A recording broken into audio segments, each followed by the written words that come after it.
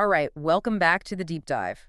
We are digging into a wild night of NBA action from last night, Wednesday, January 28th, and then we're going to look ahead to what's on tap for tonight. And what a night it was. I mean, Well, some of these final scores, you have to look twice. We saw some huge individual performances and a couple of results that definitely shake things up a little in the standings. we really do. We've got a whole stack of results here, and our job is to make sense of it all. So let's just jump right in. Let's start in Cleveland.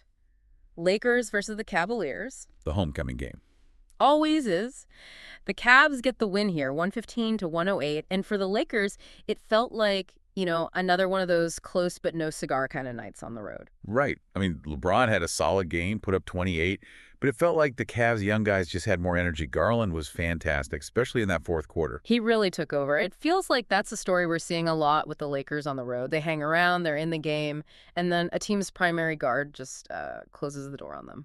Exactly. And for Cleveland, that's a huge win for their confidence. Beating a veteran team like the Lakers, even at home, it proves your young backcourt can handle the big moments. Okay, let's move over to another close one. The Bulls and the Pacers. This one was a bit of a track meet. Pacers win it 122 to 119. Yeah, not a lot of defense played in Indianapolis, which is pretty typical for a Pacers home game these days. It really is. DeMar DeRozan was incredible for Chicago, almost willed them to a win with 35 points. But Indiana's depth just seemed to wear them down. It did. They just keep coming at you in waves. 6 guys in double figures for Indiana. Yeah. It's that system. The ball doesn't stick. When one guy is having an off night, someone else steps up. It's tough to defend. It really is. Now, for a game that was maybe not so close, the Hawks visiting the Celtics, Boston rolls 125 to 101. Yeah, this one was pretty much over by halftime. The Celtics defense just completely suffocated Trae Young. It did. Held him to, 5 of 18 shooting? Something like that. It was a rough night for him. And when he's not going, the Hawks offense really, really struggles to find any sort of rhythm.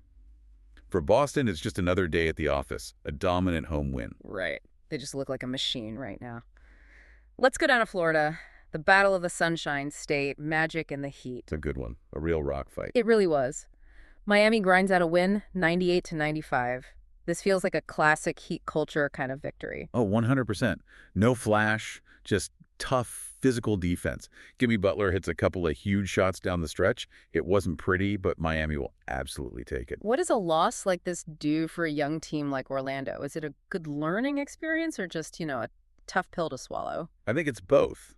It stings because you were right there, but you learn what it takes to win on the road against a veteran playoff team. You learn that every possession matters in the last 2 minutes. That's a great point. Okay, quick fire through a few of these others.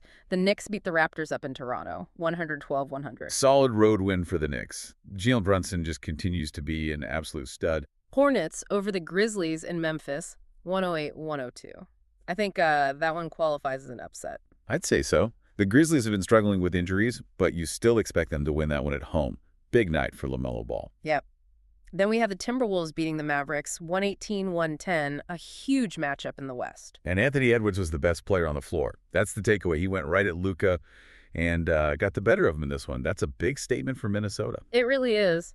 Warriors lose on the road again, this time to the Jazz, 121-114. It's the same old story with Golden State on the road. They can't seem to put together a full 48 minutes of defensive intensity.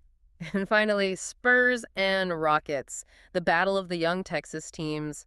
Houston gets the win, 114-105. Yeah, Wembanyama had some incredible highlights, as always, but Houston's young core just looked a little more cohesive, a little further along in their development right now. So a ton of action. Yeah. And now we have to completely reset and look at the slate for tonight, Thursday, January 29th. Right, and we've got some fantastic matchups on the schedule. Let's start with the first one, 7:03 p.m. Eastern Time.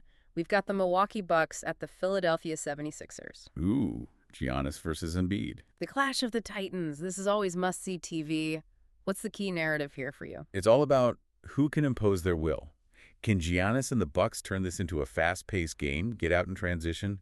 Or will Embiid slow it down, dominate in the half court, and get to the free throw line? The pace of this game is everything. And both teams are trying to solidify their spot at the very top of the East, so huge seeding implications even this early. Massive. Absolutely massive. Okay, also at 7:30 p.m. Eastern, the Phoenix Suns are hosting the Los Angeles Clippers. Another great one. A battle of veteran, star-studded Western Conference hopefuls. You've got Durant and Booker on one side, Kawhi and Paul George on the other. This feels like it could be a playoff preview. It really does. I'm watching the wing matchups. Yeah. Can Phoenix find anyone to slow down Kawhi? Yeah. And on the other side, how do the Clippers handle a scorer as dynamic as Devin Booker? It's going to be a chess match. It really is. Then at 10 p.m. Eastern, we head out to Denver. The Boston Celtics are in town to face the Nuggets. Wow. Best team in the East against the defending champs. I mean, this is as good as it gets for a regular season game, isn't it? It is. And it's a fascinating contrast of styles.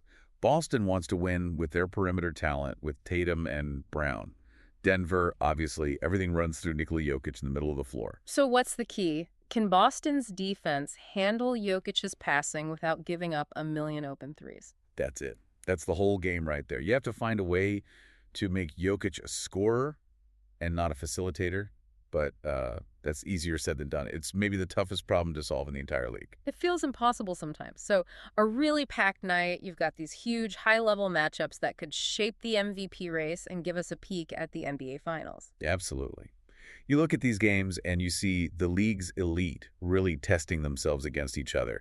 After a night of some lopsided scores and the surprising results, tonight feels like it's all about the heavyweights. It really does. It's a reminder that every night there's a different story. One night it's about an upset, the next it's a battle of the giants. And that's why we love this league. The narrative changes so fast. So definitely keep an eye on those final scores tonight. It's going to tell us a lot about where these top-tier teams really stand. It definitely will. Should be a great night of basketball. Full NBA schedule and updates available at NBA.com. Thanks for diving in with us. Enjoy the games, everyone.